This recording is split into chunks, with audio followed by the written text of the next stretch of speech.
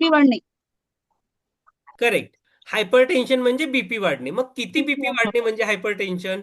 आता बीपी किती नॉर्मल किती? नॉर्मल ब्लड प्रेशर किती? 120/80. 120/80 नॉर्मल आहे. मग किती हा, बीपी वाढलेला आपण बोलतो की नाही ब्लड प्रेशर जास्त आहे, वाढलेलं आहे? 160/90. हं? 150. 150, 140, 160. आता 140. करेक्ट, 140. करेक्ट. 150-90. आता बघा एक रेंज आहे. आपण कधी हायपरटेन्शन कधी बोलतो 140-90च्या वर, है ना? 120-70, 120-80 इज नॉर्मल, 120-80 इज नॉर्मल. 140-90 किंवा त्याच्यावरती जर तुमचं हायपरटेन्शन रेकॉर्ड होत असेल म्हणजे महिला हायपरटेन्शन मध्ये आहे, म्हणजे ब्लड प्रेशर हे रेज्ड आहे, वाढलेलं आहे. करेक्ट. आता 140-90च्या वर किती असू शकतं? 150, 100, 160, 110 किती हे? पण 140-90 किंवा त्याच्यावर आहे तर इट इज हायपरटेन्शन. बरोबर का? सगळे अग्री हो. करतात? हो. आणि 120-70 इज नॉर्मल, हे सगळ्यांना माहिती आहे. आता मला सांगा, आज आपण बघतोय प्रेग्नन्सी इंड्युस्ड हायपरटेन्शन म्हणजे काय? Pregnancy induced hypertension. आता आपण आज बघतोय हायपरटेन्शन, आपल्याला माहिती आहे. आपण आज बघतोय प्रेग्नन्सी इंड्युस्ड हायपरटेन्शन म्हणजे प्रेग्नन्सी मध्ये उद्भवणारे हायपरटेन्शन म्हणजे कधी आणि काय? प्रेग्नेन्सी मध्ये 20 वीक्स अबाव बीपी वाढत असेल तर करेक्ट, व्हेरी गुड. है ना? तर युजल डेफिनेशन ही आहे. आता प्रेग्नन्सी मध्ये महिला आपल्याकडे जेव्हा एएनसी चेकअपला येते, आता महिला फॉर एक्झाम्पल आपल्याकडे पहिल्याच विजिटला आलेली आहे ना. फॉर एक्झाम्पल पहिली विजिट कधी होते? सुरुवातीच्या 12 वीक्सच्या आतमध्ये, म्हणजे 3 महिन्याच्या आतमध्ये पहिली विजिट होते. आता या विजिटमध्ये तुम्ही ब्लड प्रेशर मॉनिटर कराल, तिचं कराल की नाही? बीपी चेक कराल, हाईट वेट सगळं चेक कराल. आणि त्यावेळेस जर तिचं बीपी हे 140-90च्या वर आहे, 140-90च्या वरती आहे, फॉर एक्झाम्पल 150-100 आहे पहिल्या व्हिजिटमध्ये, मग ते प्रेग्नन्सी इंड्यूस हायपरटेन्शन आहे का? नाही, कारण महिलेचं जेस्टेशनल एज किती आहे? फक्त 12 वीक्स किंवा त्याच्यापेक्षा कमी. तर त्याला काय बोलतो आपण? या हायपरटेन्शनला काय बोलतो जे 20 वीक्सच्या कमी असतं? हायपरटेन्शन तर आहे, बरोबर, कारण बीपी 140-90च्या वर आहे, है ना. 150-100 आहे पहिल्या व्हिजिटमध्ये, म्हणजे हायपरटेन्शन आहे. पण हे हायपरटेन्शन प्रेग्नन्सीमुळे आहे का, प्लॅसेंटामुळे आहे का? नाही. तर हे हायपरटेन्शन कशामुळे आहे? नोन कॉज किंवा अननोन कॉज, किंवा तिला ऑलरेडी हायपरटेन्शन आहे, है ना, आणि तिने कधी चेकच केलं नाही ते. बरोबर. आता बरेचदा पॉप्युलेशन कशी असते आपल्याकडे, जोपर्यंत कुठलीही गोष्ट होत नाही तोपर्यंत आपण साधारणतः रुटीन चेकअप करत नाही. बरोबर. तसंच प्रेग्नन्सीमध्ये होतं. जेव्हा महिला प्रेग्नंट होतात तेव्हा त्या आपल्याकडे शुगर आणि ब्लड प्रेशर चेक करतो आपण. तर हे जे 20 आठवड्याच्या आधीचं ब्लड प्रेशर आहे त्याला आपण बोलतो क्रोनिक हायपरटेन्शन, म्हणजे महिलेला आधीपासूनच आहे ते, ते प्रेग्नन्सीमुळे झालेलं नाही. कळालं? आता फॉर एक्झाम्पल होऊ शकतं तिचं लाईफस्टाईल मुळे झालेलं आहे, किंवा तिला काही किडनीच्या आजारामुळे हायपरटेन्शन इंड्यूस झालेलं आहे, पण ते प्लॅसेंटा किंवा प्रेग्नन्सीमुळे नाही, है ना. तर आपण काय बोलतो, 20 वीक्सच्या अलीकडे असेल तर क्रोनिक हायपरटेन्शन, म्हणजे महिलेला ऑलरेडी हायपरटेन्शन आहे. करेक्ट. कळालं? पण 20 वीक्सच्या पुढे म्हणजे after 20 weeks of gestational age blood pressure हे 140-90 किंवा त्याच्यावरती आहे, तर त्याला आपण बोलतो प्रेग्नन्सी इंड्युस्ड हायपरटेन्शन, त्यालाच आपण बोलतो जेस्टेशनल हायपरटेन्शन. कळालं? पण 20 वीकच्या पुढे, कारण 20 वीकच्या पुढे प्लासेंटा कम्प्लिटली डेव्हलप होतो, बाळाची रिक्वायरमेंट वाढते. ठीक आहे.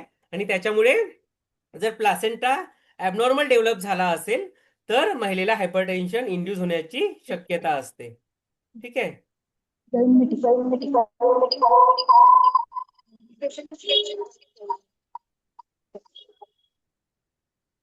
हा.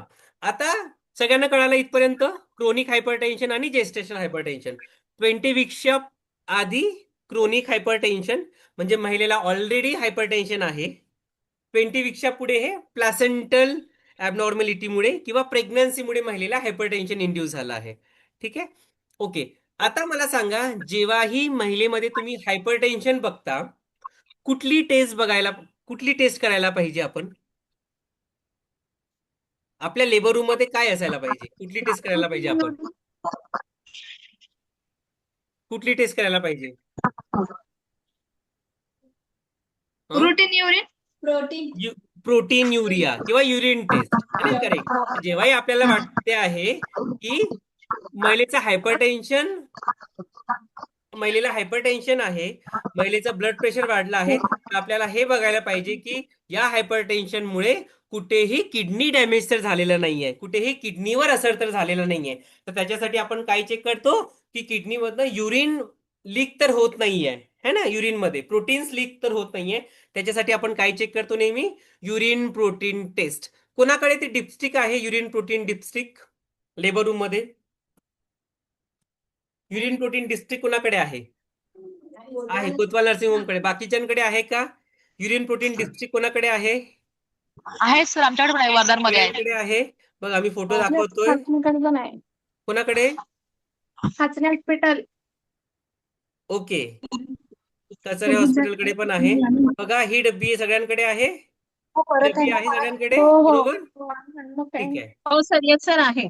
आहे तर सगळ्यांकडे ही डब्बी असायला पाहिजे. आता ज्यांच्याकडे 24/7 लॅब सर्व्हिसेस आहे, फॉर एक्झाम्पल तुम्ही रात्रीही सॅम्पल द्याल तरी तुमच्याकडे टेस्ट होते, अशा ठिकाणी ठीक आहे आपण कन्सिडर करू शकतो की ठीक आहे तुमच्याकडे लॅब टेक्निशियन आहे, तुम्ही रात्री सॅम्पल पाठवलं तुम्हाला युरिन प्रोटीन्स ची रिपोर्ट मिळेल. पण ज्यांच्याकडे 24/7 लॅब अवेलेबल नाही आहे त्यांच्याकडे ही युरिन डिपस्टिक आपल्या लेबर रूम मध्ये असायला पाहिजे. कसं करतात कोणी सांगू शकतो? युरिन प्रोटीन्स कसं चेक करतो आपण या डिपस्टिकनी? कोण सांगू शकतो? स्ट्रीप टाकून. हा, तर आपण एक सॅम्पल घेतो, युरिन सॅम्पल घेतो युरिन कंटेनर मध्ये, एक हा. स्ट्रीप घेतो है ना, त्याच्यामधून एक्सपायरी बघून घ्या, एक्सपायर्ड नको स्ट्रीप. आणि त्याच्यानंतर ती स्ट्रीप आपण डीप करतो युरिन सॅम्पल मध्ये आणि आपण त्याला बाहेर तर अशी वाले काय म्हटलं? Strip. Yes yes, correct correct. तर अशी स्ट्रीप आपण युरिन सॅम्पल मध्ये डीप करतो आणि मग त्याच्यावर टाइम दिलेला असतो है ना, 30 सेकंड 50 सेकंड. तेवढ्या वेळ आपण ती स्ट्रीप बाहेर पकडतो आणि त्या वेळेनंतर आपण त्याचं जे कोडिंग आहे, कलर कोडिंग आहे डब्यावर, त्या कलर कोडिंग सोबत आपण तो युरिन डिपस्टिकची जी स्ट्रीप आहे त्याला आपण काय करतो? मॅच करतो आणि त्याच्यावरून आपल्याला कळतं की युरिन मध्ये प्रोटीनची मात्रा किती वाढलेली आहे है ना. नील आहे म्हणजे काहीच नाही आहे, किंवा 1+, 2+, 3+ ट्रेसेस ऑफ प्रोटीन्स आपल्याला युरिन मध्ये कळतात. क्लिअर आहे सगळ्यांना हे? है ना? तर सगळ्यात इझी आहे, काही नाही. आपल्याला एक युरिन सॅम्पल घ्यायचा आहे, डिपस्टिक घ्यायची आहे, युरिन सॅम्पल मध्ये डीप करायची आहे है ना, तिला डीप करून बाहेर काढायचा. एक्सेस सॅम्पल असेल तर त्याला थोडं स्वाईप आउट करा आणि तो जो वेळ दिलेला आहे तुमच्या डब्बीवर त्याच्यावर तुम्हाला तेवढा वेळ तुम्हाला ती स्ट्रीप पकडायची आहे आणि त्याच्यावरचा जो कलर चेंज आहे तो तुम्हाला डब्बीवर असलेल्या कलर कोड सोबत मॅच करायचा आहे आणि युरिन मध्ये प्रोटीन्सची मात्रा ओळखायची आहे. So it's very simple. आता याच्यामध्ये ही सिंगल रिएजंट पण येते जिथे आपण फक्त युरिन प्रोटीन्स चेक करतो. मल्टी रिएजंट पण येतात ज्याच्यामध्ये आपण पस सेल्स बघू शकतो है ना, शुगरची मात्रा बघू शकतो, प्रोटीन्स बघू शकतो, कीटन बॉडी बघू शकतो. असे मल्टी रिएजंट पण येते. पण ऍटलीस्ट प्रोटीन्स चेक करण्यासाठी तुमच्याकडे ही डिपस्टिक असायला पाहिजे. क्लिअर आहे? आता मला सांगा, महिलेचं ब्लड प्रेशर आहे 140/90च्या वर, 150/100, आणि आता महिलेच्या प्रोटीन्स मध्ये 2+ ट्रेसेस ऑफ प्रोटीन सुद्धा आहे. मग ही कंडिशन काय आहे? प्रीक्लेम्शिया, सिव्हिअर प्रीक्लेम्शिया की इक्लेम्शिया? महिलेचं ब्लड प्रेशर आहे 150/100 आणि महिलेच्या युरिन मध्ये प्रोटीन्सची मात्रा आहे 2+, आणि महिलेला काही आता सध्या काही सिम्पटम्स नाही आहे ना, महिलेला प्लेटलेट्स काउंट्स नॉर्मल आहे है ना, लिव्हर एन्झाईम्स नॉर्मल आहे, तिला काही दुसऱ्या कंप्लेंट्स नाहीये सध्या. तर या कंडिशनला आपण काय बोलणार महाजन हॉस्पिटल? काय आहे हे? जेस्टेशनल हायपरटेन्शन आहे की प्रीक्लेम्शिया आहे? बघा जेस्टेशनल काय म्हटलं? प्रीक्लेम्शिया. Good, correct correct. आता बघा, जेस्टेशनल हायपरटेन्शन मध्ये कधीच प्रोटीनची मात्रा वाढलेली नसते है ना, फक्त ब्लड प्रेशर वाढलेलं असतं 140/90च्या वर with no proteins in urine, आणि आफ्टर डिलिव्हरीच्या 6 वीक्स ते नॉर्मल येतं है ना, नॉर्मोटेन्सी होते. मला त्याला आपण बोलतो जेस्टेशनल हायपरटेन्शन. जे प्रेग्नन्सीमध्ये सुरू झालं आपण त्याला मॅनेज केलं आणि जसंच प्लॅसेंटा आणि डिलिव्हरी झाली ते नॉर्मल आलं. प्रीक्लेम्शिया मध्ये काय होतं? युरिन मध्ये प्रोटीनची मात्रा सुद्धा वाढलेली असते, पण बीपी किती वाढलेलं असतं? भलेही ते 140/90च्या वर असतं पण 160/110च्या कमी असतं. किती असतं ब्लड प्रेशर प्रीक्लेम्शिया मध्ये? 160 110 कमी, कळालं? समझ रहा है सबको? आई थिंक कहीं हिंदी स्टाफ है। तो प्री इक्लेम्शिया में क्या होता है, ब्लड प्रेशर ये 140 90 के ऊपर है, डेफिनेटली बड़ा है, लेकिन सीवियर हाइपरटेंशन नहीं है, 160 110 के नीचे है। और यूरिन में ऑब्वियसली आपको प्रोटीन्स दिख रहा है, 1+2+3+, कुछ महीने नहीं रखता, ऐसा नहीं कि 1+ है तो प्री इक्लेम्शिया, 3+ है तो severe preeclampsia, doesn't matter, urine में प्रोटीन्स प्रेजेंट है, बीपी बड़ा है, it is pre इक्लेम्शिया। Severe preeclampsia में क्या होता है, बीपी 16 या तो 160 110 के ऊपर होता है, फॉर एग्जांपल 180/110 या 220/110, तो ब्लड प्रेशर ये 160 110 के ऊपर होता है, मतलब सीवियर हाइपरटेंशन होता है।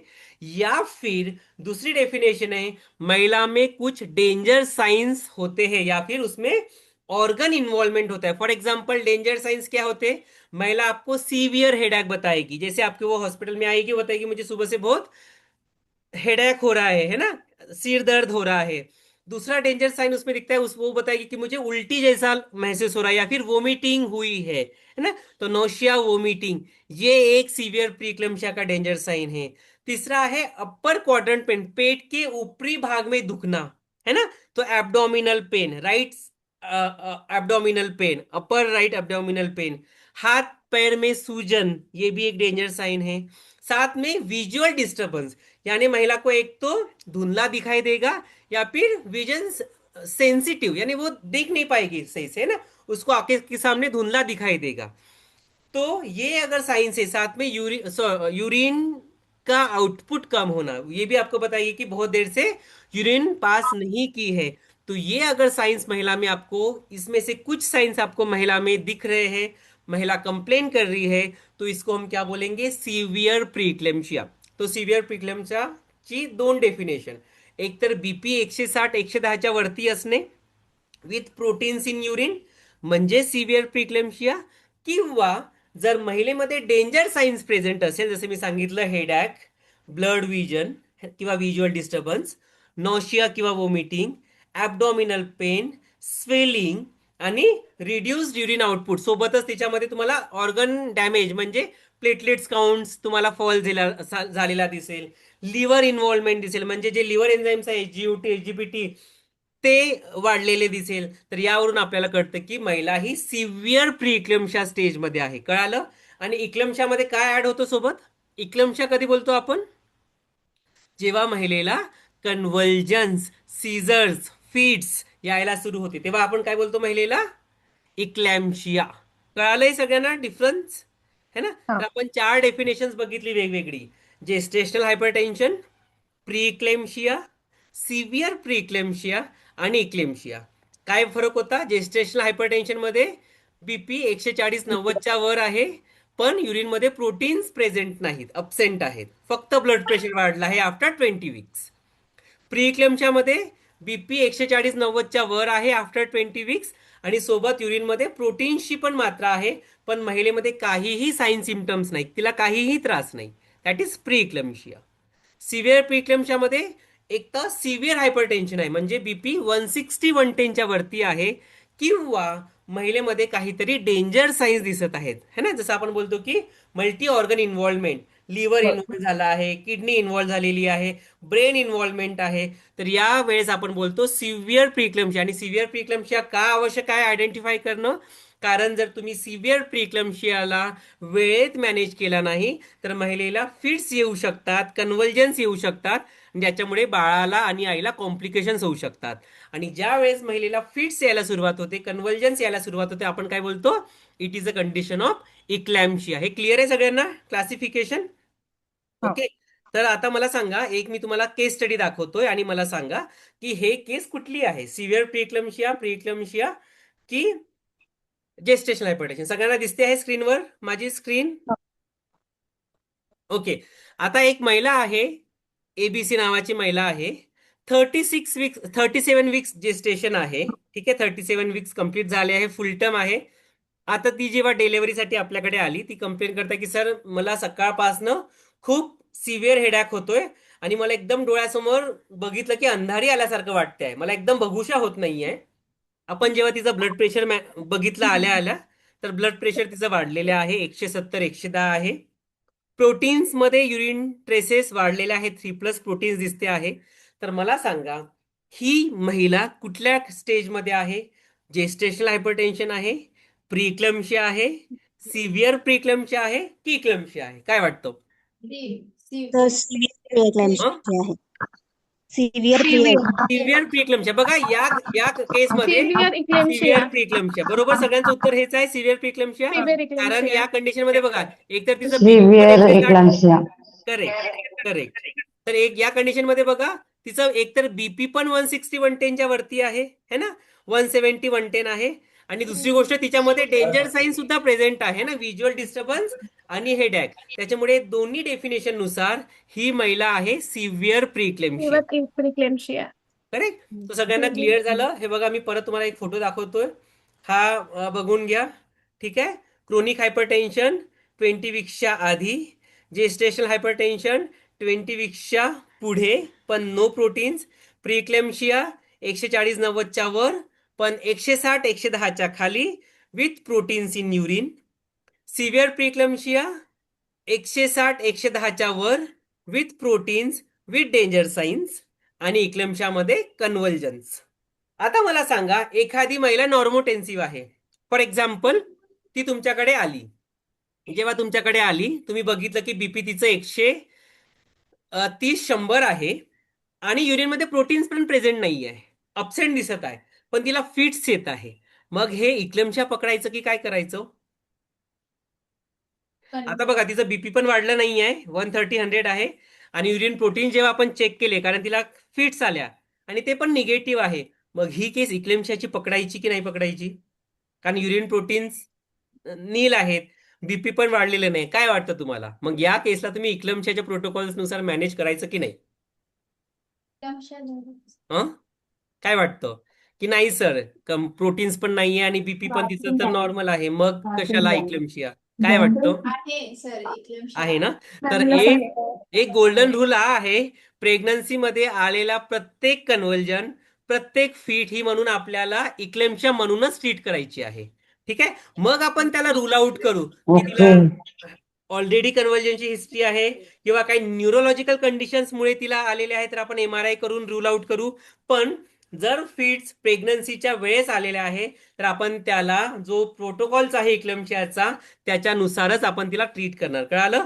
असं नाही त्यावेळेस पकडणार की नाही प्रोटीन्स नाही आहे, ब्लड प्रेशर नॉर्मल आहे तर इक्लेम्शिया नाही. नो, प्रेग्नन्सीमध्ये आलेला प्रत्येक झटका हा इक्लेम्शिया म्हणूनच manage करायचा आहे. ठीक आहे.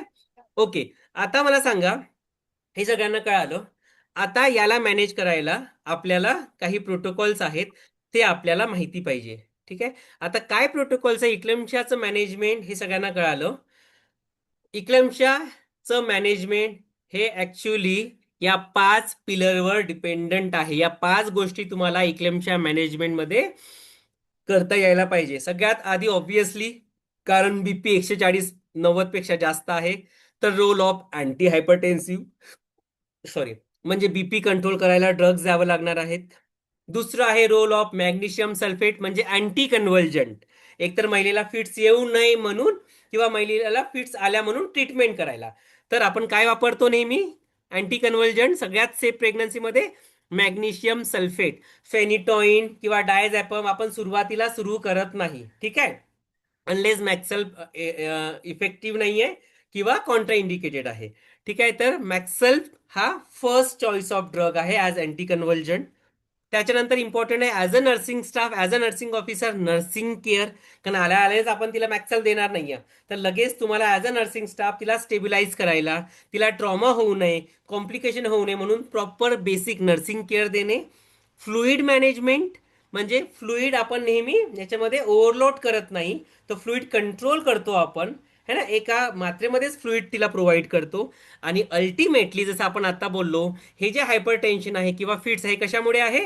प्लॅसेंटल इश्यूमुळे, प्लॅसेंटल डिफॉर्मिटीमुळे आहे.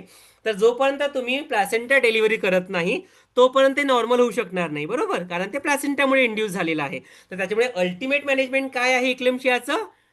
डिलिव्हरी किंवा टर्मिनेशन. कळालं सगळ्यांना हे 5 पिलर? तर बीपी कंट्रोलसाठी ड्रग्स, कन्व्हल्जन्स कंट्रोलसाठी ड्रग्स किंवा मॅनेज करायला ड्रग्स, नर्सिंग केअर महिलेला स्टेबिलाईज करायला, फ्लुइड मॅनेजमेंट आणि अल्टिमेट आपलं एम असायला पाहिजे डिलिव्हरी है ना. त्याच्यानंतरच आपण महिलेचे कन्व्हल्जन्स हे थांबवू शकतो. कारण जर तुम्ही प्रॉपर वेळेत डिलिव्हरी केली नाही तर प्रीटर्म डिलिव्हरी होऊ शकते, बाळाला डिस्ट्रेस होऊ शकतो है ना, आणि बाळाला कॉम्प्लिकेशन्स होऊ शकतात. त्याच्यामुळे वेळेत डिलिव्हरीचा प्लान हे इम्पॉर्टंट आहे. आता मला सांगा, आता आपण बोललो की सगळ्यात इम्पॉर्टंट आहे सर, कारण याच्यामध्ये ब्लड प्रेशर हे वाढलेलं असेल आफ्टर 20 वीक्स. तर मला सांगा, प्रेग्नन्सीमध्ये सगळेच ड्रग्ज आपण देऊ शकतो का? सगळे ड्रग्ज सेफ आहेत का प्रेग्नन्सीमध्ये? जे आपण नॉर्मली वापरतो ते सगळे ड्रग्ज सेफ आहे का प्रेग्नन्सीमध्ये? नाही. नाही है ना. सगळेच ड्रग्ज आपण देऊ शकत नाही. काही ड्रग्ज आहे ज्यांच्यावर ट्रायल झालेले आहे तेच आपण सेफली लावू शकतो. मग काय ड्रग्ज आहे तुम्हाला वाटतं की नाही सर हे आपण प्रेग्नन्सीमध्ये सेफली देऊ शकतो, म्हणजे बाळाला याचा काही दुष्परिणाम होणार नाही? काय आहे काय आहे सांगा. असते सर 100 mg ची टॅबलेट, ते आपण देऊ शकतो. कुठली? Common atenolol sir. Atenolol yes sir. की लॅबेटेलॉल? ॲटेनोलॉल. देऊ शकतो. कुठली ॲटेनॉल आहे तुमच्याकडे की लॅबेटेलॉल आहे किटमध्ये? लॅबेटेलॉल, ॲटेनॉल नाहीये. ठीक आहे. प्रेग्नन्सीमध्ये काय आहे सेफ? लॅबेटेलॉल, जी सेफ प्रूव्हन आहे. तर आपण प्रेग्नन्सीमध्ये लॅबेटेलॉल वापरतो या क्लासिफिकेशन पैकी. ठीक आहे Aliya sister. So it is labetalol. जसं तुम्ही बरोबर सांगितलं, 100 mg किंवा 200 mg है ना, या mg मध्ये आपण ती टॅबलेट वापरतो. बीडी किंवा टीडीएस आपण देऊ शकतो. परत काय असते आपल्याकडे? एकतर लॅबेटेलॉल आहे, बीटा ब्लॉकर आहे लॅबेटेलॉल. परत काय आहे? डिपिन 20. निफिडिपिन, करेक्ट है ना. तर इव्हन निफिडिपिन सुद्धा 10 mg 20 mg ही प्रेग्नन्सीमध्ये सेफ आहे. तर या दोन ड्रग सगळ्यांकडे असतात, इझिली अवेलेबल आहेत. तर टॅबलेट लॅबेटेलॉल सगळ्यांकडे असते, टॅबलेट निफिडिपिन हे पण असते. मिथाइल डोपा कोणाकडे आहे का? मिथाइल डोपा युजली अवेलेबल नाहीये, भेटत नाही. त्याच्यामुळे मिथाइल डोपाची नावाची टॅबलेट सुद्धा सेफ आहे. किंवा इंजेक्शन हायड्रोलॅझिन हे सुद्धा अवेलेबल नाही आपल्याकडे सध्या, पण it is safe in pregnancy. तर आपण काय ड्रग्ज वापरू शकतो बघा. लॅबेटेलॉल तुम्ही बरोबर सांगितलं, आपण वापरू शकतो. निफिडिपिन करेक्ट आहे, आपण वापरू शकतो. Even methyl dopa is safe, आपण प्रेग्नन्सीमध्ये देऊ शकतो. आता जसं तुम्ही सांगितलं मला सर लॅबेटेलॉल देऊ शकतो, किती mg मध्ये येते? 100 ते 200 mg आपण बीडी किंवा टीडीएस देऊ शकतो, बरोबर. 100 to 200 mg दोनदा, किंवा जास्त हायपरटेन्शन असेल तर टीडीएस.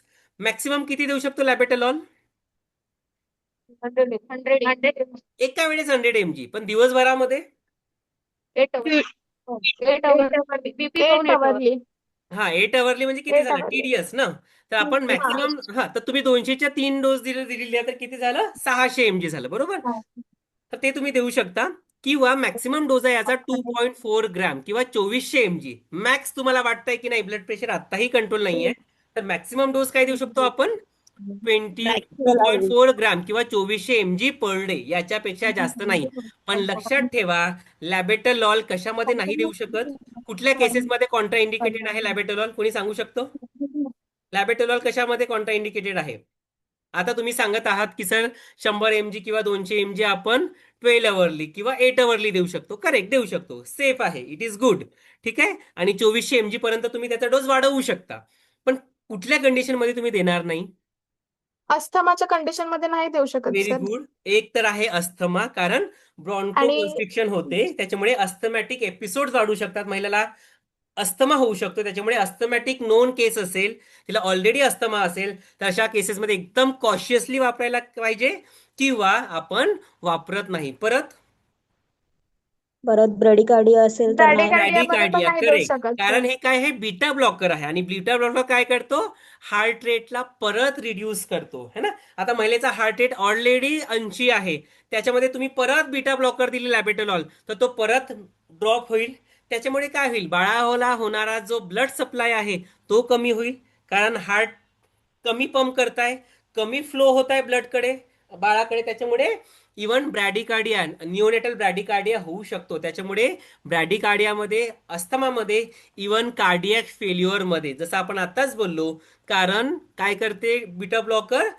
हार्ट रेटला लो करते, हार्टची पंपिंग कॅपॅसिटी कमी करते, ज्याच्यामुळे ब्लड प्रेशर कमी होऊन परत कार्डियाक फेल्युअर होऊ शकतो. त्याच्यामुळे आपण कार्डियाक फेल्युअरच्या केसेसमध्ये सुद्धा लॅबेटलॉल देत नाही. कळालं सगळ्यांना? Am I clear? कळालं का? तर काय काय कॉन्ट्राइंडिकेशन आहे? ब्रॅडिकार्डिया म्हणजे जर हार्ट रेट 100च्या कमी असेल तर नो.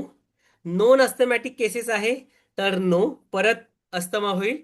आणि इन केस तिला हिस्ट्री आहे कार्डियाक फेल्युअरची किंवा कार्डियाक प्रॉब्लेम आहे, अशा केसेसमध्ये सुद्धा लॅबेटलॉल देऊ नये, कारण लॅबेटलॉल अल्टिमेटली हार्ट पंपिंग कॅपॅसिटीवर इफेक्ट करतो. ठीक आहे. दुसरं आहे निफिडिपिन. Nifedipine is safe. आता मला सांगा, निफिडिपिन ही ओरली द्यायची की सबल्युंगली? कशी द्यायची? ओरली की सबल्युंगली? काय वाटतं? पब्लिक सर अच्छा, ठीक आहे. सबल्युंगल कोण बोलतं, ओरली कोण बोलतं? सबल्युंगल कोण बोललं, ओरली कोण बोललं? ओरली देऊ शकतो सर. हं?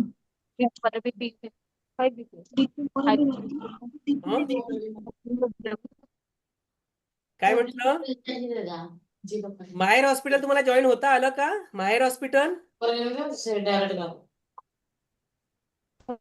हा, सांगा लवकर. काय ओरली की सबल्युंगली? एक गोष्ट लक्षात ठेवा, प्रेग्नन्सीमध्ये निफिडिपिन नेहमी ओरली द्यायची आहे, नॉट सबल्युंगली. कशी द्यायची आहे? ओरली, पाण्यासोबत. सबल्युंगली आपण बऱ्याचशा हायपरटेन्सिव्ह केसेसमध्ये देतो, पण प्रेग्नन्सीमध्ये नाही. त्याच्यामुळे जे डायस्टिक ब्लड प्रेशर आहे, कारण ड्रास्टिकली फॉल होतं. सबल्युंगलमध्ये काय होतं? ड्रास्टिकली ब्लड प्रेशर फॉल होतं, लवकर कमी होतं, आणि आपलं एम हे महिलेला हायपोटेन्सिव्ह करण्याचं नसतं. आपलं एक टार्गेटेड ब्लड प्रेशर असतं. काय टार्गेट बीपी असतं आपलं? आपण जे लॅबेटलॉल देतो, निफिडिपिन देतो, हे किती ब्लड प्रेशर होईपर्यंत द्यायला पाहिजे? काय टार्गेट बीपी असतं आपलं? किती? 110, 70, 120, 80 एवढं असतं 150, 100. ना? हा, 150 पण आहे, पण 130, 40 सिस्टोलिक, 90 ते 100 डायस्टोलिक, एवढंच ब्लड प्रेशर आपल्याला ठेवायचं. फार ब्लड प्रेशर आपल्याला नॉर्मल म्हणजे 120, 80, 100, 60 करायचं नाहीये. त्याच्यामुळे आपण सबलिंग्युअली हे अवॉइड करतो. आणि कसं देतो? नेहमी ओरली. आणि ओरली दिल्यामुळे काय होते? ब्लड प्रेशर हे ग्रॅज्युअली फॉल होते, एका टप्प्याने फॉल होते, म्हणजे ड्रास्टिकली फॉल होत नाही, आणि ज्याच्यामुळे बाळाला होणारा ब्लड सप्लाय हा इंटरप्ट होत नाही. कळालं सगळ्यांना? तर निफिडिपिन ओरली की सबल्युंगली प्रेग्नन्सीमध्ये? ओरली. ओरली. आणि फक्त याचं कॉन्ट्राइंडिकेशन आहे एओटिक स्टेनोसिस. एओटिक स्टेनोसिस म्हणजे काय? ज्या महिलेमध्ये काही जी हार्टचे व्हॅल्व्स आहेत ते हार्ड झालेले आहे, है ना, ते स्ट्रिंग झालेले आहे, तर अशा कंडिशन्स मध्ये आपण फक्त निफिडिपिन हे अवॉइड करतो. कारण निफिडिपिन जसं माहिती आहे सगळ्यांना, ब्लड प्रेशर लोअर करतो, आणि त्याच्यामुळे व्हॅल्व ओपन करून ब्लड फ्लो होऊ शकत नाही, कारण व्हॅल्व हे रिजेक्ट झालेले असतात. तर अशा कंडिशनमध्ये फक्त निफिडिपिन हे कॉन्ट्रा इंडिकेटेड आहे. बाकी otherwise nifedipine is safe to be used in pregnancy.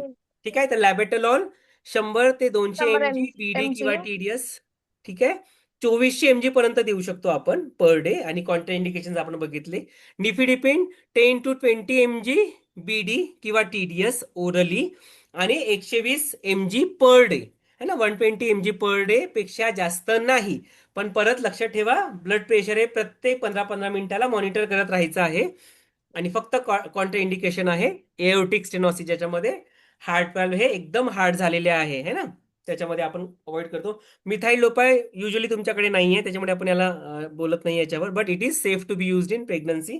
फक्त मिथाइल लोपामध्ये थोडं महिलेला ड्राउझीनेस आहे, कन्फ्युजन आहे, है ना, चक्कर येणे आहे, हे थोडं होऊ शकतं after the use of methyl Lopa. हे माहिती पाहिजे. Again it is use orally, आणि 2 to 50 mg पर डे इतका आपण मिथाइल लोपा वापरू शकतो. इट इज सेफ जर कोणाकडे असेल तर. ठीक आहे. तर हे सगळ्यांना कळालं.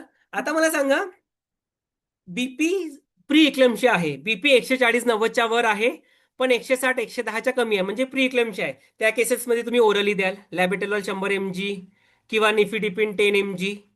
पण बीपी महिलेचा आहे आता 180-110, म्हणजे सिव्हिअर प्री इक्लेम्शिया आहे. त्या केसमध्ये ओरली द्याल की इंट्राव्हेनस द्याल? काय त्यावेळेस जर तुम्ही ओरली द्याल तर इतकं हे हायपर टेन्शन तर महिलेला अशीच कन्व्हल्जन्स यायला सुरुवात होईल ना, इस्चिमिक चेंजेस होईल. तर जर महिलेला सिव्हिअर प्रीक्लेम्शिया आहे म्हणजे 160-110च्या वरती बीपी आहे, तर अशा कंडिशनमध्ये नेहमी काय वापरतो आपण? इंट्राव्हिनस लॅबेटोलॉल. आहे का सगळ्यांकडे IV लॅबेटोलॉल? तर हा 500 mg मध्ये येतं है ना, 500 mg मध्ये येतं. आपण स्टॅट लावतो 10 मिनिटामध्ये, 20 mg स्टॅट देतो, लगेच देतो. त्याच्यानंतर हा जसं मी सांगितलं कॉन्ट्राइंडिकेशन ते बघायचे आहे. महिलेला अस्थमा नाही आहे, कार्डियाक इश्यू नाही आहे है ना, तिचा ब्रॅडिकार्डिया नाही आहे, हार्ट रेट लो नाही आहे, हे बघूनच आपण लॅबेटोलॉल देतोय. तर आपण 20 mg स्टॅट लावतो 10 मिनिटात. परत आपण तिचं ब्लड प्रेशर चेक करतो 20 मिनिटामध्ये. तुम्हाला वाटतंय की ब्लड प्रेशर आत्ताही सिव्हिअर हायपरटेन्शन आहे, तर आपण त्याचा डबल डोस लावतो. 20चा डबल किती होते? 40 mg लावतो 20 मिनिटांनंतर. परत आपण चेक करतो 15 मिनिटामध्ये बीपी कधी आहे, किती आहे, 160-110च्या कमी आहे का. नसेल तर त्याचा डबल म्हणजे 80 mg. तर आपण 20 पासून सुरुवात केली, मग 40 mg दिला, त्याच्यानेही ब्लड प्रेशर कमी झालं नाही, तर 80 mg. आणि असे 80 mg चे परत 2 डोस म्हणजे total of 300 mg labetalol in 24 hours can be given monitoring the heart rate. कळालं? तर आपण 20 mg स्टार्ट देतो, 20 ते 30 मिनिटांनंतर 40 mg देतो, गरज असेल तर त्याच्यानंतर आपण 80 mg देतो. मग ठीक आहे, असे 80 mg चे 3, तर 20 mg, 40 mg, 80 असं टोटल ऑफ किती झालं? 300 mg IV labetalol can be given within 24 hours. पण जसं मी सांगितलं, महिलेचा हार्ट रेट आणि ब्लड प्रेशर आणि इव्हन फिटल हार्ट रेट हे आपल्याला कंटिन्युअस मॉनिटर करायचे आहे. कळालं सगळ्यांना इथपर्यंत? क्लिअर आहे का सगळ्यांना? हो सर. है ना. आणि जसं मी सांगितलं आपलं टार्गेट बीपी किती असायला पाहिजे? 130/40, 130 ते 140 सिस्टोलिक आणि खालचं 90 ते 100. त्याच्या खाली आणायचा प्रयत्न करायचा नाही. तर काय सांगितलं मी? जर प्रीक्लेम्पचे आहे तर टॅबलेट लॅबेटोलॉल किंवा टॅबलेट निफिडिपिन. सिव्हिअर प्रीक्लेम्पचे असेल तर IV लॅबेटोलॉल किंवा निफिडिपिन. निफिडिपिन सुद्धा लवकर ब्लड प्रेशर लोअर करायला मदत करते. तर IV लॅबेटोलॉल नसेल तर आपण निफिडिपिन ओरली देऊ शकतो. ठीक आहे, हे झालं रोल ऑफ अँटी हायपरटेन्सिव्ह. आता मला सांगा मॅक्सल्प आपण किती वापरणार? बरं, कोणत्या कोणत्या कंडिशन मध्ये मॅक्सल्प वापरणार याच्यामध्ये? IV. IV. अच्छा, ओके. कुठल्या कुठल्या कंडिशन मध्ये? याच्यापैकी आपण ज्या कंडिशन बघितल्या हायपरटेन्सिव्ह डिसऑर्डर, त्याच्यापैकी कुठल्या कुठल्या कंडिशन मध्ये? हॅलो, प्रीमॅच्युअर लेबर पेस मध्ये पण बीपी वाढल्यावर पेशंटला झटके वगैरे तर प्रिएक्लॅम्शिया किंवा एक्लॅम्शियाच्या चालेल ह्याच्यात चालेल, तुम्ही 2 मिनिटं. वापरू शकतो. सिव्हिअर प्रिएक्लॅम्शिया असेल किंवा जर पेशंटला एक्लॅम्शिया आला असेल चालेल, तर ठीक आहे. आपण चालेल, मॅक्सल वापरू शकतो. हा, तर कुठल्या प्रीक्लेम्पच्या मध्ये द्यायचं मॅक्सल, की सिव्हिअर प्रीक्लेम्पच्या मध्ये द्यायचं, की इक्लेम्पच्या मध्ये द्यायचं? फक्त काय वाटतं?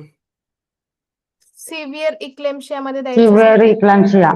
सिव्हिअर प्रीक्लेम्पशिया म्हणजे ज्याच्यामध्ये डेंजर साईन्स आहेत किंवा नाही, बीपी हा. 160-110च्या वरती द्यायचं त्या वरती कंडिशन मध्ये, आहे. की नाही द्यायचं? द्यायचं. द्यायचं. कारण जसं मी सांगितलं त्या कंडिशन मध्ये जर तुम्ही मॅक्सल दिला नाही तर महिलेला कन्व्हल्जन्स येऊ शकतात, Convulsions येऊ फिट्स शकतात. येऊ हो. शकतात. म्हणून आपण प्रिव्हेंट करायला देतो सिव्हिअर प्रीक्लेम्पच्या मध्ये.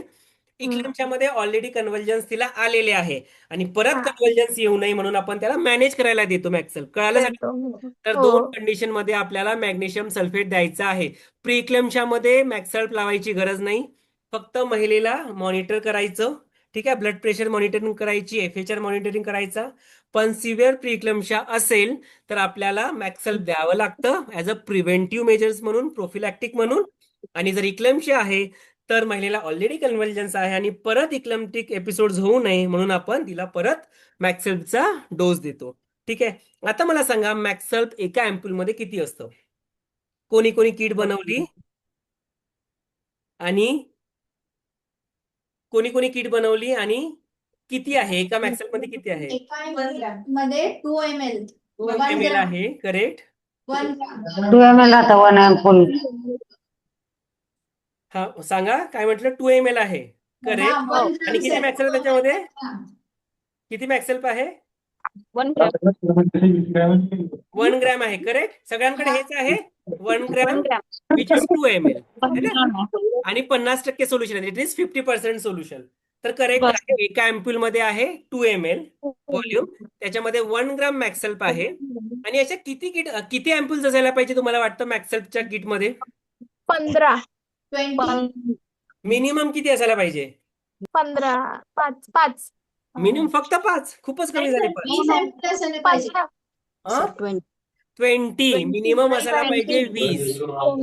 20 पाहिजे. मिनिमम 20 20 असायला पाहिजे. सगळ्यांना कळालं का? मिनिमम किट मध्ये किती असायला पाहिजे?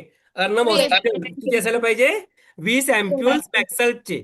ठीक आहे, करेक्ट. सो मिनिमम 20 अँप्यूल्स आपल्या किटमध्ये. आपण 20 एका वेळेस लावणार नाही आहोत, है ना? पण काय होतं, कधी कधी आपण घाईमध्ये लावताना काही आपल्याला एक्सपायर भेटतात, काही घाईमध्ये फुटतात, पडतात. त्याच्यामुळे नेहमी गाईडलाईन नुसार काही ऍडिशनल अँप्यूल्स म्हणजे मिनिमम 20 आपल्याकडे जास्त नसतात, पण ऍटलीस्ट आपल्या किटमध्ये मिनिमम 20 हे असायला पाहिजे. आता मला सांगा, या 20 अँप्यूल्स पैकी लोडिंग डोस किती? आपण महिलेला बोलस किती लावणार आहोत आता?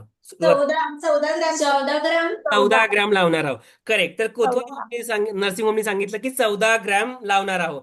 आता मला सांगा, ढवळे हॉस्पिटल एका अँप्यूल मध्ये 1 ग्रॅम आहे, है ना?